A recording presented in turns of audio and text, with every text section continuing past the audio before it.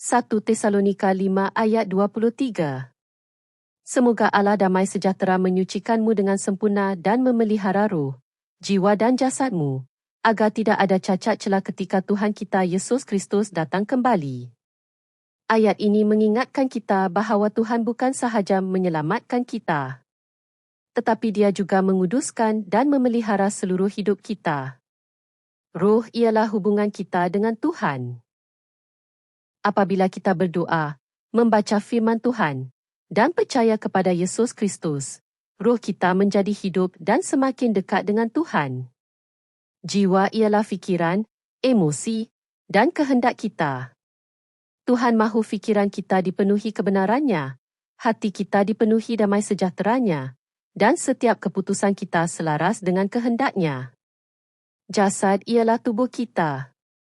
Tuhan mahu kita menjaga kesihatan dan menggunakan hidup kita untuk melakukan perkara yang baik dan memuliakannya.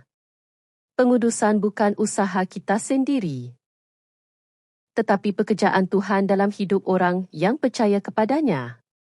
Apabila kita tetap tinggal di dalam Kristus, Tuhan akan terus menguduskan dan memelihara seluruh hidup kita. Dan akhirnya, kita semakin serupa dengan Kristus dan bersedia menyambut kedatangannya yang mulia. Mari kita berdoa bersama. Bapa kami yang ada di syurga, Engkau adalah Allah damai sejahtera, Tuhan yang kudus, setia dan penuh kasih. Engkau bukan Tuhan yang jauh, tetapi Tuhan yang bekerja dalam hidup kami setiap hari. Kami percaya Engkau adalah Tuhan yang menguduskan, memelihara, dan menjaga seluruh hidup kami, roh, jiwa, dan jasad kami. Seperti yang tertulis dalam 1 Tesalonika 5 ayat 23, kami memohon agar Engkau menyucikan kami dengan sempurna. Tuhan, ampuni dosa dan kelemahan kami. Tunjukkan kepada kami apa yang tidak berkenan kepadamu, supaya kami boleh memperbaiki hidup kami dan kembali kepada jalan-Mu. Bersihkan hati, fikiran, emosi, dan tindakan kami. Ajarlah kami hidup dalam ketaatan kepada firman-Mu, dan bukan menurut kehendak kami sendiri. Kami sedar bahawa pengudusan bukan usaha kami sendiri, tetapi pekerjaan-Mu dalam hidup orang yang percaya kepadamu. Terima kasih Tuhan kerana Engkau tidak pernah meninggalkan kami. Terima kasih kerana Engkau memelihara roh, jiwa, dan jasad kami. Terima kasih kerana roh kami boleh hidup dan dekat dengan-Mu.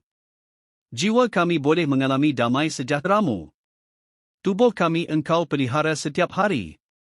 Kami bersyukur kerana Engkau sentiasa bekerja dalam hidup kami, walaupun kami tidak selalu sedar. Kami menyerahkan hidup kami, keluarga kami, anak-anak kami dan masa depan mereka, pastor kami, gereja kami, serta negeri kami ke dalam tangan-Mu. Tuhan, peliharalah roh, jiwa, dan jasad kami agar tetap teguh dalam iman. Bentukan kami supaya hidup tanpa cacat celah di hadapan-Mu, dan sentiasa bersedia menyambut kedatangan Tuhan Yesus Kristus. Pimpinlah kami setiap hari, supaya hidup kami memuliakan nama-Mu. Dalam nama Yesus kami berdoa, amin.